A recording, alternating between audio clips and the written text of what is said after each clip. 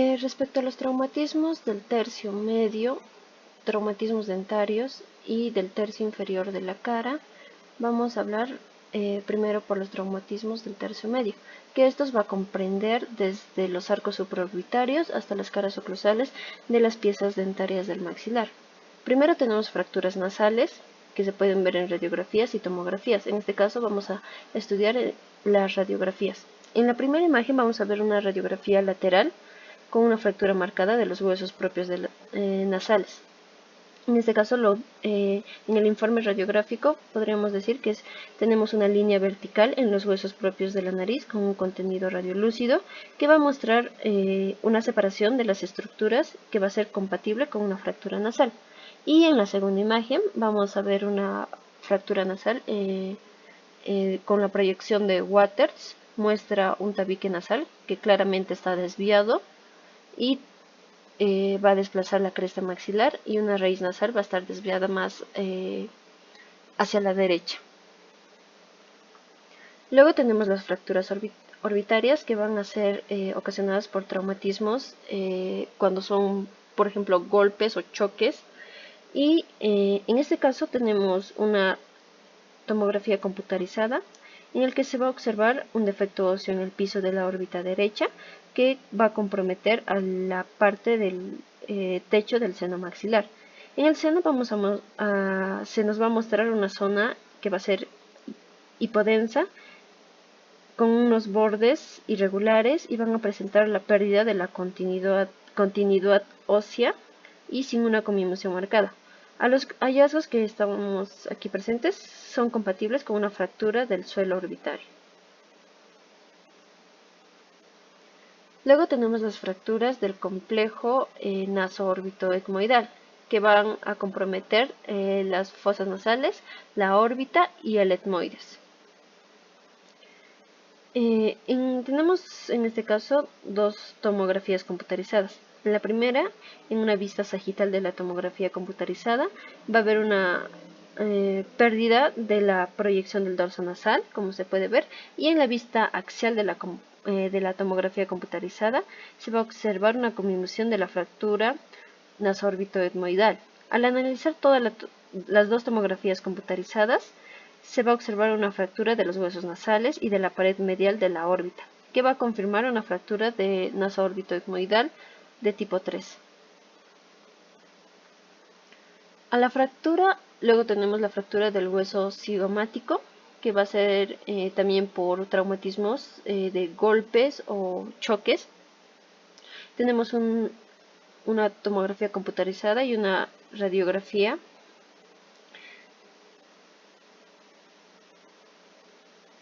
Ya, en la tomografía computarizada vamos a observar una disyunción malar izquierda que va a comprometer las suturas de la maxila con el hueso cigomático, la parte alveolar y el reborde infraorbitario del arco cigomático, lo que va a ser compatible con una fractura del hueso cigomático.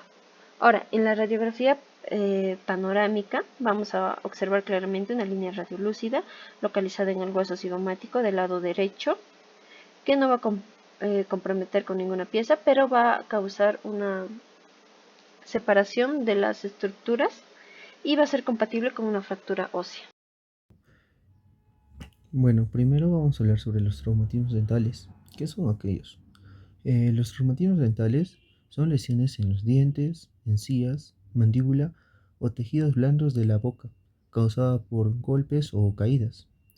Más que todo esto es común en niños y en deportistas. Acerca de la clasificación general, vamos a clasificarlos en tres grandes grupos. Las fracturas no complicadas, donde encontramos la infección del esmalte, fractura de corona de esmalte más dentina y fractura de corona y raíz. Y luego podemos hablar sobre las fracturas complicadas, donde tenemos la fractura coronal con exposición pulpar, fractura coronoradicular con exposición pulpar y fractura de raíz y proceso alveolar. Luego podemos hablar sobre las lesiones de los tejidos periodontales, donde vamos a tener a la concusión, a la luxación, a la subluxación, a la luxación intrusiva, y extrusiva y a la lateral. Y por último tendremos la avulsión. Bueno, vamos a hablar sobre las fracturas no complicadas. En este caso, la primera fractura coronal en la parte del esmalte. Para esa radiografía que tenemos acá en el lado derecho, podemos hablar que se encuentra en la localización de la región anterior superior del maxilar, correspondiente a incisivos centrales superiores, en este caso la pieza 2.1. La lesión se encuentra en el borde incisal medial de dicha pieza, con un contenido radiolúcido, con bordes bien definidos y no presenta afecciones a ninguna pieza o hueso. En este caso no se evidencia reabscesión radicular ni alteración patológica en las piezas adyacentes, como vendría a ser la pieza 2.1, no, 1.1 y 2.1. Luego, vamos a hablar sobre la segunda clasificación, que vendría a ser fracturas no complicadas, pero de fractura de corona de esmalte más dentina. Para la radiografía que tenemos en este caso, para su informe radiológico, vemos que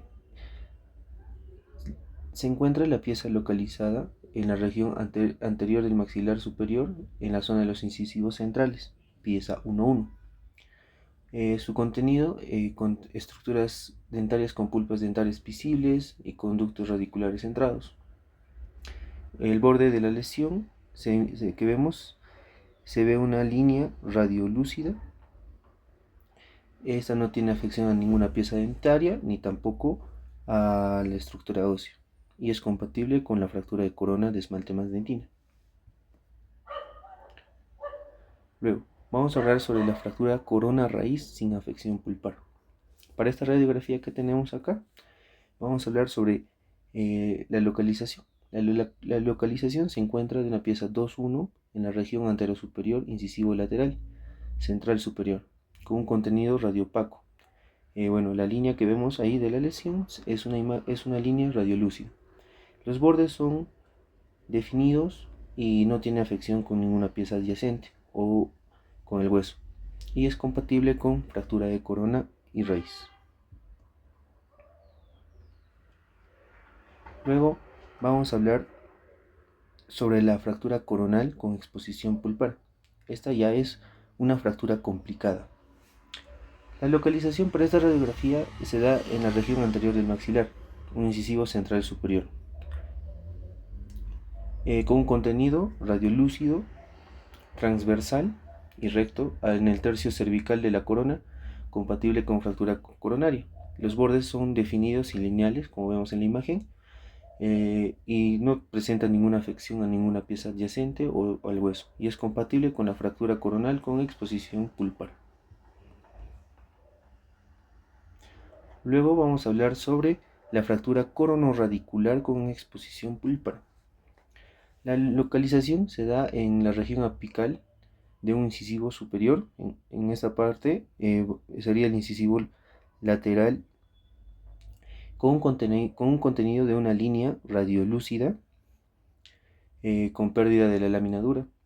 Los bordes son regulares y también definidos, y también no tiene ninguna afección con ninguna pieza dentaria o el hueso. Y esta es compatible con la fractura coronorradicular con exposición pulpar. Podemos hablar sobre las fracturas complicadas, que vendría a ser la fractura radicular y también la fractura alveolar, cuando el diente se sale del alveolo.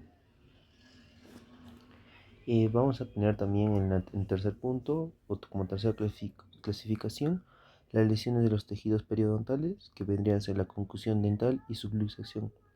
En estos no va a haber desplazamiento del diente o movimiento, y pues estas se van a diferenciar solo cuando la subluxación va a aparecer sangrado gingival. Luego acá vamos a tener la luxación extrusiva, luego la luxación intrusiva, la luxación lateral y por último vamos a tener la avulsión dental, que es cuando el diente se sale completamente. Vamos a hablar ahora de traumatismos en tercio inferior de la cara. El traumatismo del tercio inferior de la cara se va a referir a las lesiones que afectan principalmente a la mandíbula, ¿no? Vamos a hablar de la fractura de cóndilo, fractura de apófisis coronoides, fractura de ángulo mandibular, fractura de cuerpo mandibular y fractura de sínfisis o parasínfisis. Bien, si hablamos de la fractura del cóndilo, esta es una de las fracturas más frecuentes que ocurre en la cabeza de la mandíbula, ¿no? Que articula con el cráneo y puede causar dolor al abrir la boca y cambios en la mordida. En la tomografía que vemos podemos observar una fractura de cóndilo y el informe radiológico sería el siguiente. Línea oblicua ubicada en el cóndilo mandibular con desplazamiento hacia medial, compatible con fractura del cóndilo mandibular izquierdo. Bien, pasamos a hablar de la fractura de la apófisis coronoides. Esta fractura es muy poco común y suele ocurrir por un golpe directo o estar asociada a otras fracturas. Es la zona donde se inserta el músculo temporal. Podemos observar una fractura simple de la apófisis coronoides y su informe radiológico sería: en el corte sagital se observa línea oblicua que atraviesa la totalidad de la apófisis coronoides, sin afección a estructuras adyacentes, compatible con fractura simple en apófisis coronoides. Tenemos ahora la fractura en el ángulo mandibular. Esta fractura se realiza en la parte posterior, donde la mandíbula gira hacia arriba. Es una zona de debilidad, especialmente si existen muelas del juicio, como terceras molares impactadas. En la radiografía podemos ver una fractura simple en el ángulo mandibular y su informe radiológico sería el siguiente. Se observa línea oblicua radiolúcida localizada en el ángulo de la mandíbula. No se observa afecciones a estructuras adyacentes y es compatible con fractura simple del ángulo mandibular. Ahora, fractura en el cuerpo mandibular. Es el tramo largo donde se encuentran los dientes, ¿no? Premolares y molares sobre todo. Estas fracturas suelen ser abiertas a la boca porque el desgarro de la encía comunica el hueso con la cavidad oral. En el ejemplo que tenemos podemos observar dos trazos radiolúcidos en el cuerpo de la mandíbula y el informe radiolúcido sería el siguiente. Se observan dos líneas radiolúcidas oblicuas localizadas en el cuerpo mandibular del lado derecho, con afección de la raíz de la pieza 4-5, compatible con fractura del cuerpo mandibular derecho. Y por último vamos a hablar de la fractura en sínfisis mandibular. Es la zona del mentón, ¿no? La barbilla. Un golpe frontal aquí puede ser a menudo causada por fracturas indirectas en los cóndilos, por la transmisión de la energía hacia atrás. Podemos observar acá una radiografía panorámica y una radiografía oclusal, y vamos a hacer el informe radiológico para la radiografía oclusal, que sería: se observa línea radiolúcida vertical en sínfisis mentoniano, con desplazamiento óseo de sínfisis mentoniana, compatible con fractura compleja del sínfisis mentoniano. Gracias.